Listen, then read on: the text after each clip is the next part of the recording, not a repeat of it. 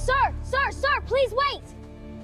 Michael Bennett had exactly 30 seconds left in the life he thought belonged to him, and he did not know it yet.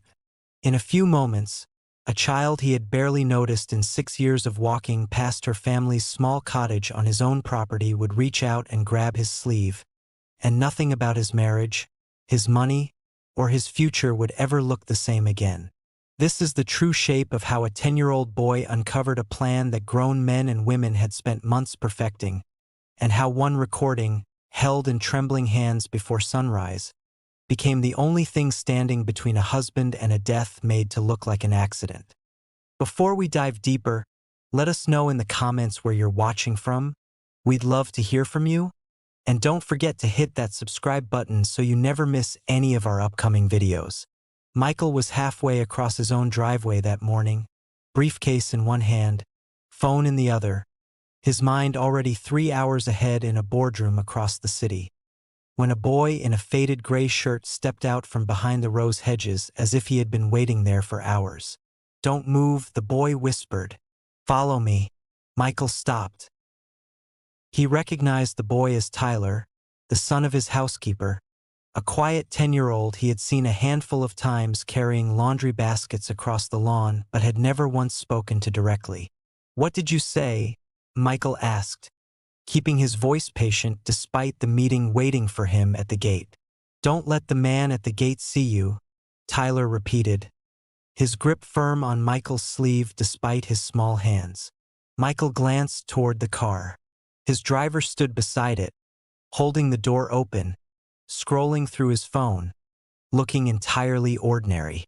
The morning was calm, the sky was clear, and nothing about the scene suggested anything was wrong. "Son, I have a meeting," Michael said gently. "Whatever this is, can it wait until tonight?" Tyler did not let go. His eyes were not the eyes of a child telling stories. They belonged to someone who had not slept. "If you get in that car," he said quietly, "you will not come back. I heard them say it last night in the kitchen. Please, sir." Something cold passed through Michael's chest, but years of discipline in boardrooms taught him not to react to fear on the surface. He was the founder of one of the largest logistics companies on the Eastern Seaboard, and he had built his entire career on reading people and staying calm under pressure. He did not change his morning because a child told him to. But he looked again at the car more carefully this time. Same model, same color, same license plate as far as he could tell from that distance. Same build, same dark jacket on the man standing beside it. Everything appeared correct except for one small detail that Michael's eyes caught almost by instinct. His regular driver, a man named Frank who had worked for him for nearly 4 years, always wore a thin silver ring on his left thumb, a gift from his late father that he never removed, not even when washing his car or eating breakfast. Michael had teased him about it once at a company holiday party, and Frank had explained its meaning with such quiet pride that Michael had felt embarrassed for joking. The man standing at the gate that morning was not wearing a ring. "How do you know what you heard was about me?" Michael asked quietly, his eyes still fixed on the driver in the distance. "Because they said your name," Tyler whispered, 3 times. "And they said your wife already paid them. Half last week. Half when it's done." Michael's chest did not move for several seconds. He felt his breath stop, then slowly return, the same way it did whenever terrible news arrived during a business call, and he could not afford to let his face show it. "Walk with me," he said finally, slowly, toward the side of the house. "Don't run, and don't look back at the gate." Tyler nodded and released his sleeve, and the two of them moved together across the stone path, past the fountain, past the marble bench where his wife often had her morning coffee, and around the corner where a row of tall trees blocked any view from the front gate entirely. Behind the trees, Michael knelt so that his eyes were level with the boys. "What's your name?" he asked gently. "Tyler, sir." "Tyler," Michael repeated slowly, as if placing the name somewhere important inside his mind. "Tell me everything slowly, from the very beginning." Don't skip anything." Tyler took a breath, his shoulders trembling slightly, though his voice remained steady. "My mom was making tea in the kitchen last night," he said. "It was late, and I wasn't supposed to be awake, but I came down for my book. The lights were off, but I heard voices from the back patio, a man and a woman. The man wasn't from the house. I had never heard his voice before, and the woman was your wife." Michael kept his face still. "She said everything was ready for the morning," Tyler continued. "She said the driver had been switched, and that you would be in the car by 8:30, and that you wouldn't notice anything wrong because you never pay attention in the mornings, since you're always reading your phone." He paused, and something far older than 10 years passed briefly through his eyes. "And then she said that after today, she would finally be free." For a long moment, Michael said nothing at all. He remained crouched behind the trees, one hand resting against the cold stone wall of his own property, the other still gripping his briefcase, as though it were the only object keeping him tethered to the world he had left behind minutes earlier. "Tyler," he finally said, "do you have anything else? Anything you can show me? A note, a photograph, anything at all?" The boy hesitated, then reached into his shirt pocket and produced a small black object, an old phone with a cracked screen held together by tape along one corner. "My mom gave me this when she got a new one," he explained. "It still records sound. I was scared, so I pressed the button and held it near the door." Michael took the phone carefully, the way a person might handle a piece of broken glass pulled from a wound. On the screen sat a single audio file, 11 minutes and 42 seconds long. "You recorded it," Michael said quietly. "I didn't know what else to do," Tyler answered. "I thought if I told my mom, she would say I had a bad dream. And if I told no one, nobody would believe me later." Michael pressed play. The recording opened with the sound of dishes settling into a sink, followed almost immediately by the soft slide of a patio door. Then came his wife's voice, warm and familiar, the exact tone she used at dinner parties with guests. Low at first, then clearer as he raised the volume. "It has to look ordinary," she said. "He has to walk to the car himself. If anything looks forced, the police will find it within a day." A man's voice answered, deeper, slower, careful, like someone reciting a memorized list. "He will," the voice said. 8:30 is his window, he never varies. He walks out, checks his email, gets in the car. The new driver knows the route. There's a bend in the road near the reservoir outside town. The car stops there. Everything else happens after that point. There was a pause, and the faint clink of ice settling in a glass. "And the insurance policy," the man asked. "Pays out after 7 months," his wife answered. "Accidental death, double the standard payout. The lawyers have already reviewed every clause. There is no other beneficiary listed anywhere. I am the only name on the account. The house, the company shares, everything moves through the family trust directly to me. The board attempted to add protections 2 years ago, but he signed all of it away during the merger without reading the final page." Michael closed his eyes. He remembered that exact day, sitting at a hotel desk in Boston while a young associate pointed to lines on a contract, assuring him the final page was simply standard language, nothing worth his time. He remembered being exhausted. He remembered not asking a single question. The recording continued a little longer, but Michael stopped it before the end. He had heard enough to understand that the life he believed he was living that morning had quietly ended sometime the previous night, while he slept peacefully upstairs beside the woman responsible for planning his death. He looked at Tyler, who watched him with the patience of someone who had spent the entire morning waiting simply to be believed. "Does your mother know you recorded this?" Michael asked. "No, sir," Tyler answered. "Did she hear any of it herself?" "I don't think so. She had the kitchen radio playing while she made her tea." "Good," Michael said, exhaling slowly. "I need you to keep it that way for now. Not because your mother did anything wrong, but because the more people who know, the more danger surrounds all of us. Do you understand? Tyler nodded, his face holding a seriousness that did not belong to a child his age. Michael slipped the phone into the inside pocket of his jacket, stood slowly, brushed the dust from his trousers, and looked once more through a gap in the branches toward the front gate. The car remained parked there, the imposter driver now watching the house directly, shifting his weight from foot to foot the way a person does when told to wait somewhere and beginning to wonder why the wait has stretched so long. Michael pulled out his phone and called a name he trusted completely. "David," he said when the line connected. "I need something from you, and I need it done without anyone else in the office finding out. Not Helen, not the legal department, no one at all."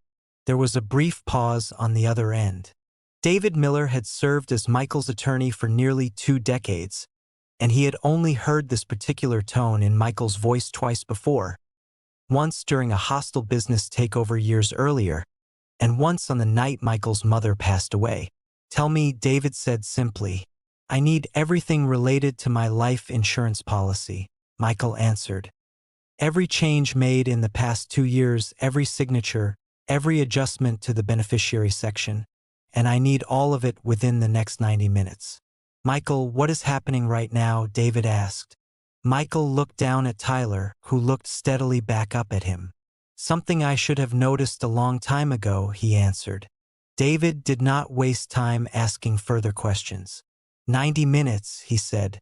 "Stay exactly where you are." Then he ended the call. Michael stood behind the trees holding the silent phone, feeling his own pulse in his fingertips. He had negotiated against powerful companies and walked away with signed contracts in his favor more times than he could count.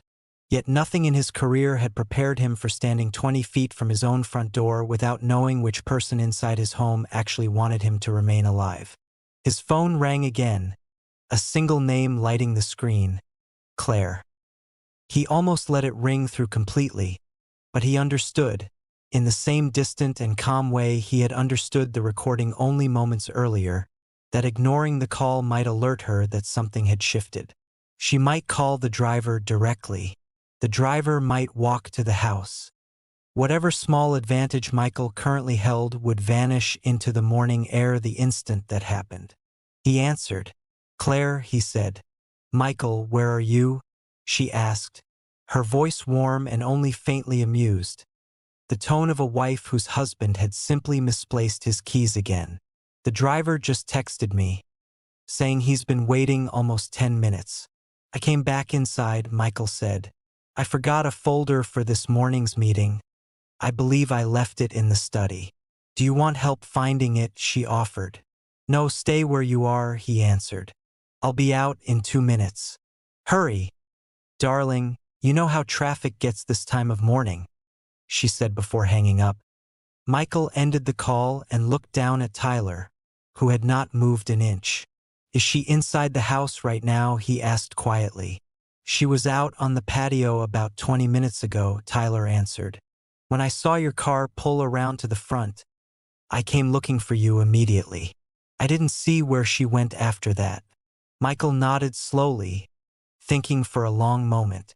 "Tyler," he said finally, "I need to see her once more, with my own eyes, before I do anything else. Do you understand why that matters?" The boy considered the question carefully. "Because if you don't see her yourself," he said, "you might still convince yourself she didn't do it." Michael studied him for a long second, realizing that this child, standing there in a faded gray shirt with a cracked phone in his pocket, had just described the exact shape of his own quiet hope using far fewer words than Michael himself could have managed. "Yes," Michael said softly, "exactly that." Together they moved carefully along the back wall of the house, ducking beneath low windows, until they reached the corner of the east wing. Through a screen of climbing vines, they could see the back patio clearly, the long stretch of lawn leading toward the garden shed, and the small iron table where Claire often took her morning coffee. She was there, and she was not alone. The man sitting across from her was the same voice Michael had just heard on the recording, and somehow he knew this immediately, without needing anyone to confirm it. Tall, lean, somewhere in his early 40s, with the kind of carefully maintained appearance that suggested a man who spent considerable time thinking about how others perceived him.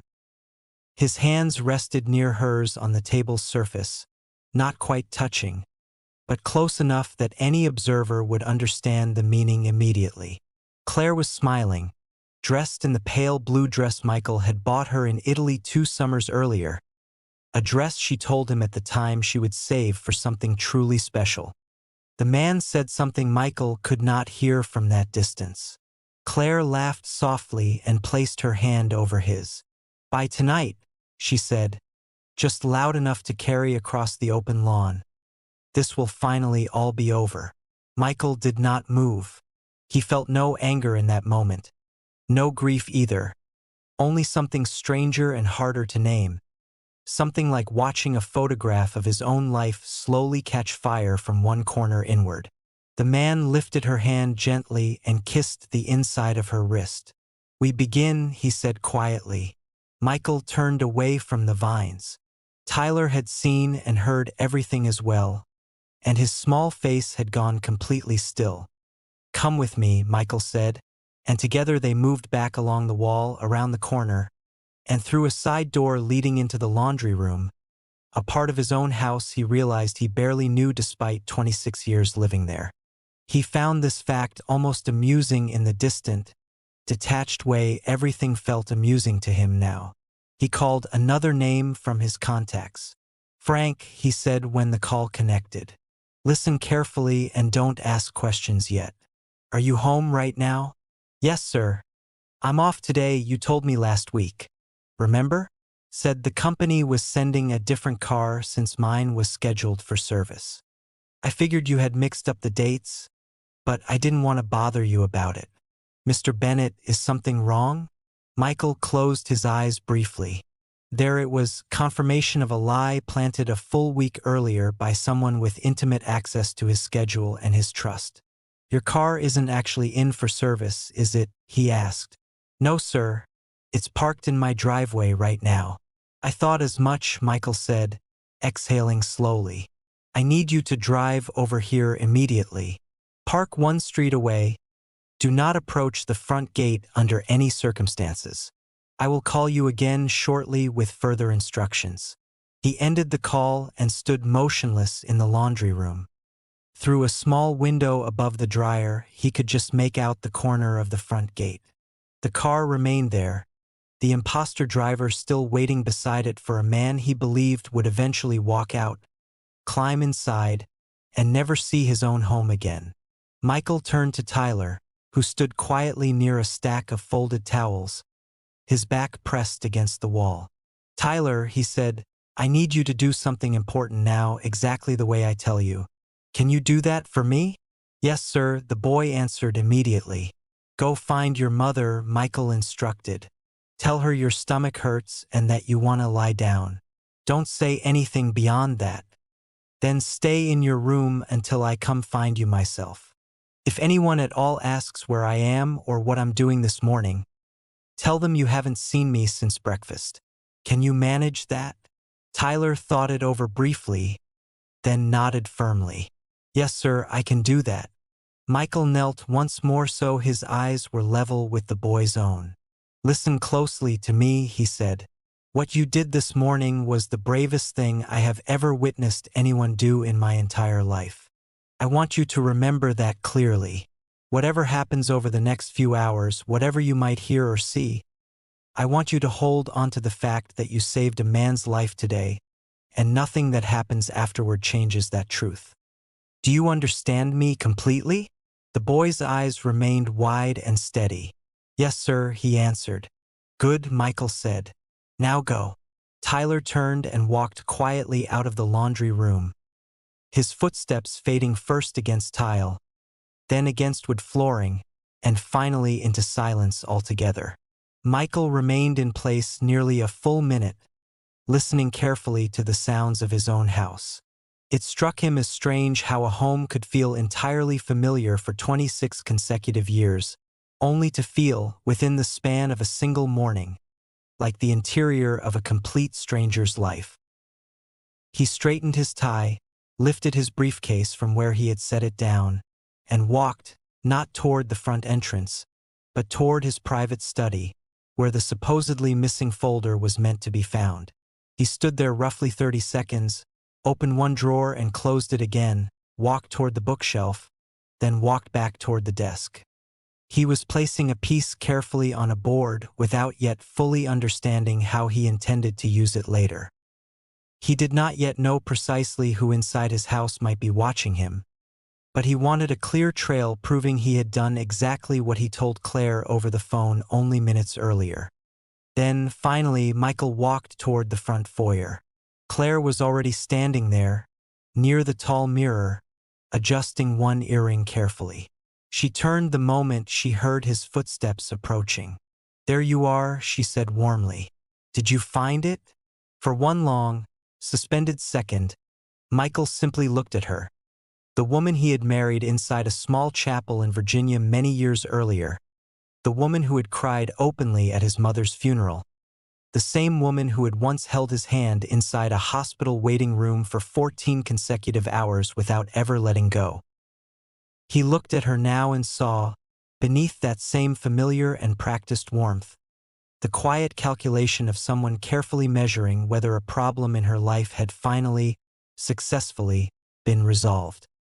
He had spent his entire career learning to read faces across boardroom tables for a living, and he could not understand, even now, how he had never once learned to properly read this particular face beside him every single day. "I found it," he said finally, lifting the folder from his desk into view. And somewhere behind his calm and steady voice, a plan entirely his own had already quietly begun to take shape.